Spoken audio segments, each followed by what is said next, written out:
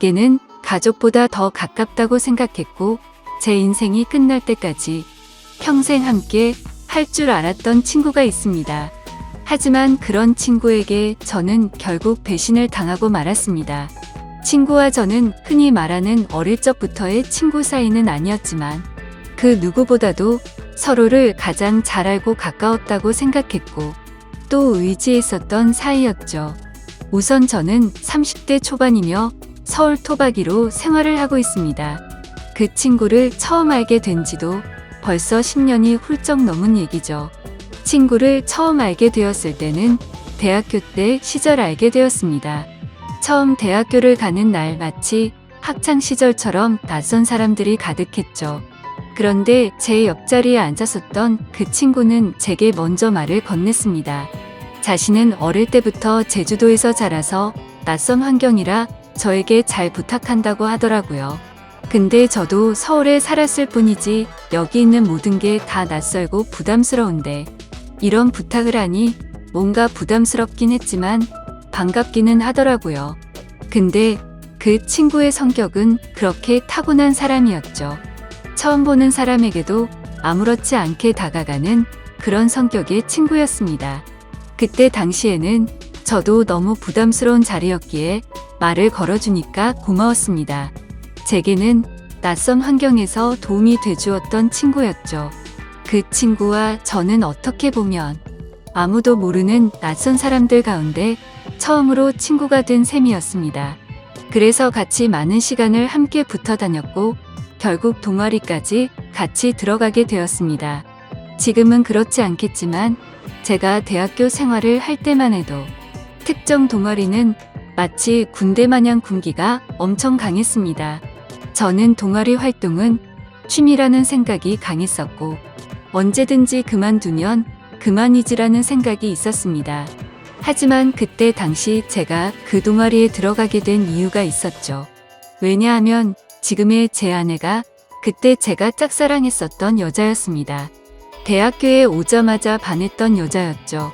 저희 학과 특성상 대부분 남자들이어서 그런지는 모르겠지만 제 아내는 그때 당시에 몇 명 안 되는 여자들 중에서도 아주 인기가 많았죠.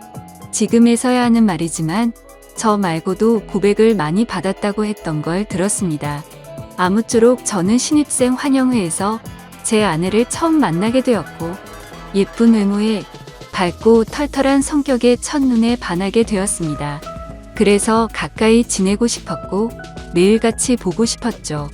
하지만 평상시에 마주치고 싶어도 잘 보이지가 않더라고요.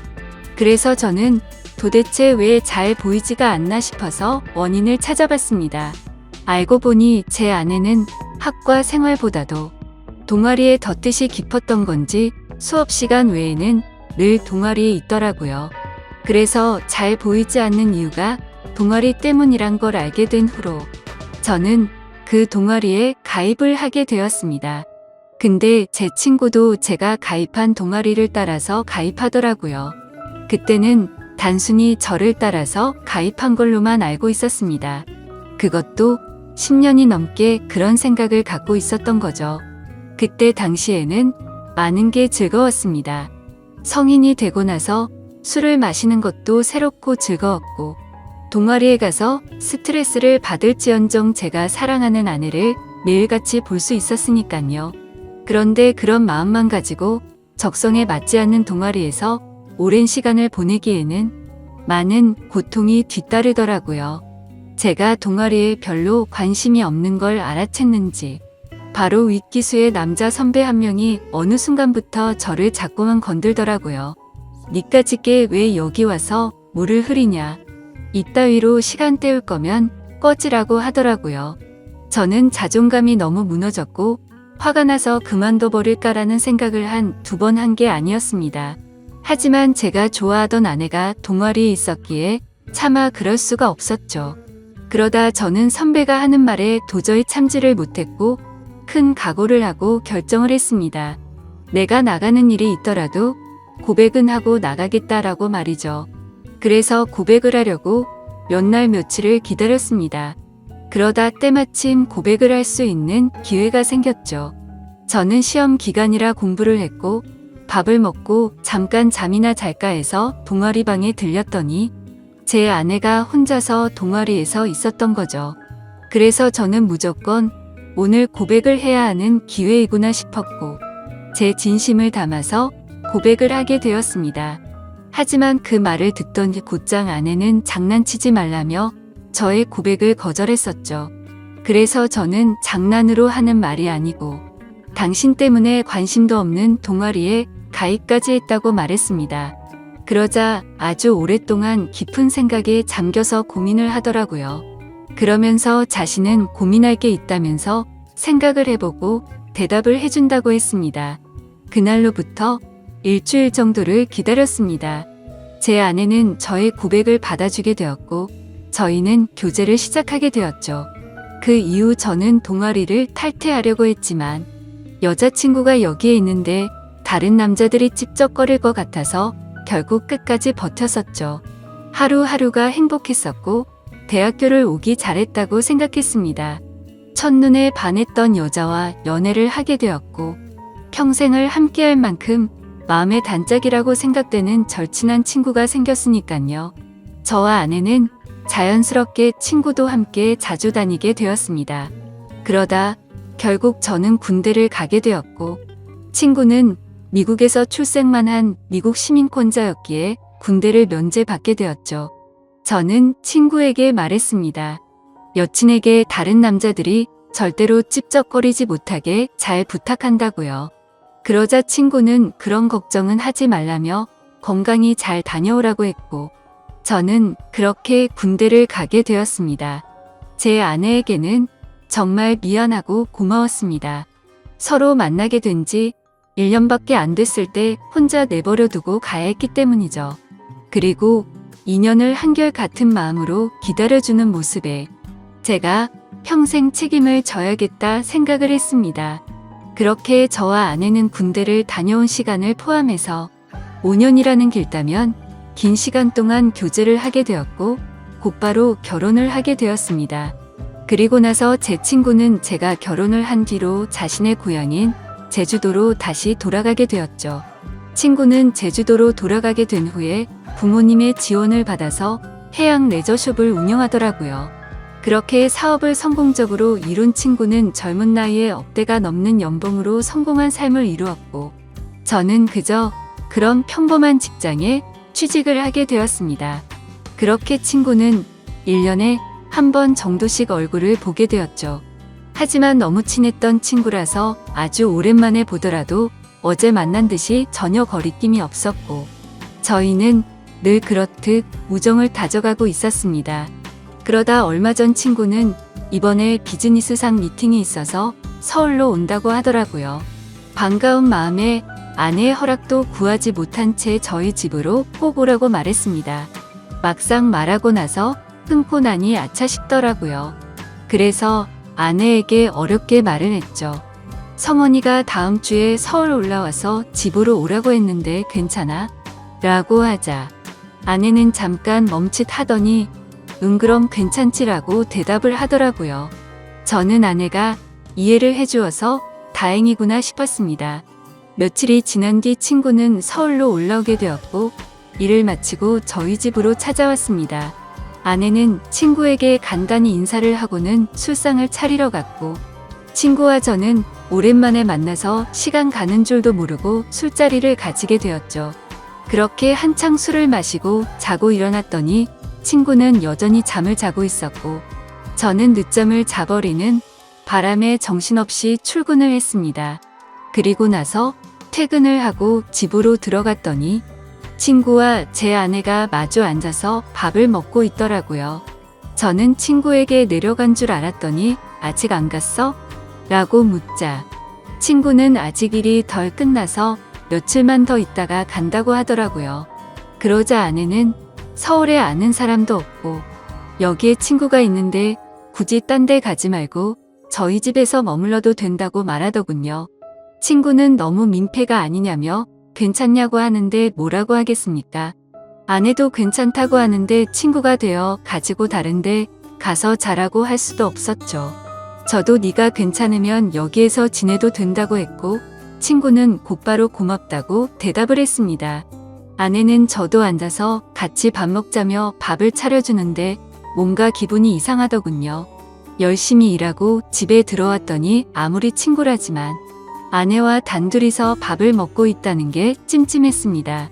하지만 제가 너무 과하게 생각하는 거 아닌가 싶어 그냥 그러려니 할 수밖에 없었죠. 옷을 갈아입고 식탁에 앉으니 비싼 한우가 놓여져 있었고 온갖 음식이 푸짐히 차려져 있더라고요. 저는 아내에게 이게 뭐냐고 묻자 친구가 대답하더라고요. 제 아내가 먹고 싶어 해서 아까 같이 장 보다가 자기가 샀으니 부담 갖지 말아달라고 했습니다. 그래서 둘이 같이 장도 보러 갔다 왔냐고 묻자 친구는 술도 깨고 산책도 할 겸 같이 다녀왔다고 하더군요.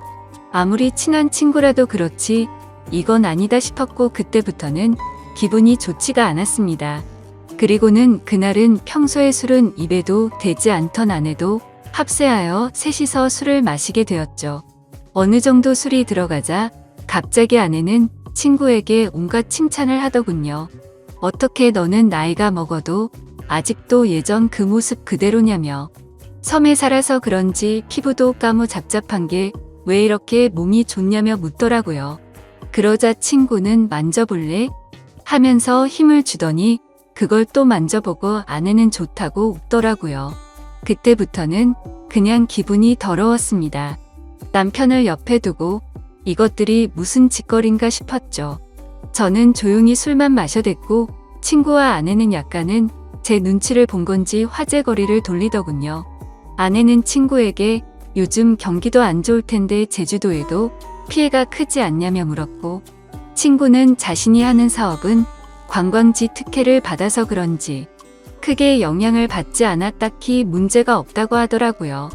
그러면서 다음에 저와 같이 여행을 오면 풀코스로 관광을 시켜준다고 하더니 다른 거 걱정 말고 비행기만 타고 넘어오라며 말하더군요. 아내는 그 말에 좋다고 싱글벙글 웃는데 그때 저는 할 말이 없었습니다.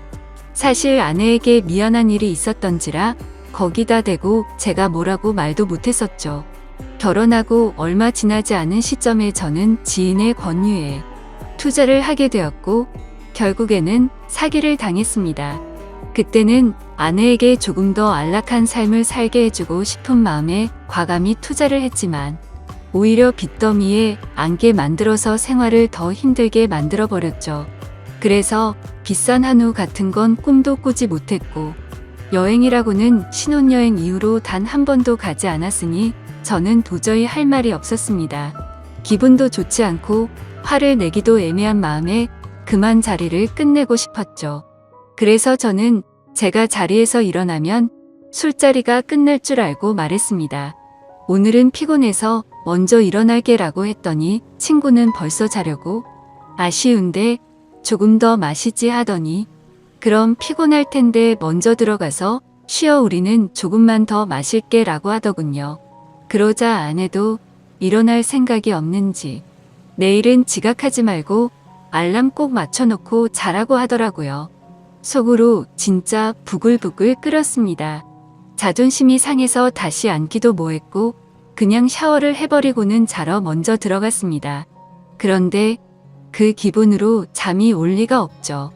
자정이 다 되어갈 때까지 그 둘은 하하호 웃으며 떠드는데 친구고 뭐고 엎어버릴까 싶었지만 너무 쪼잔해지는 것 같아서 그냥 참고 있었습니다. 그렇게 잠에 못 들고 누워있는데 갑자기 작게 들리던 소리조차 들리지 않더라고요. 그러더니 1분 정도가 지나자 의자 빼는 소리가 들렸고 설거지를 하는 소리가 들렸습니다. 그래서 저는 물을 마시는 척하면서 거실로 나가봤더니 아내는 설거지를 하고 있었고 친구는 보이지가 않았습니다. 친구는 어디 갔냐고 물었더니 담배 피러 나갔다고 하더니 저보고 아직 안 잤냐고 묻더라고요. 저는 목이 말라서 잠이 깼다며 물을 마시고 방으로 들어갔고 아내는 설거지를 끝마치고는 방으로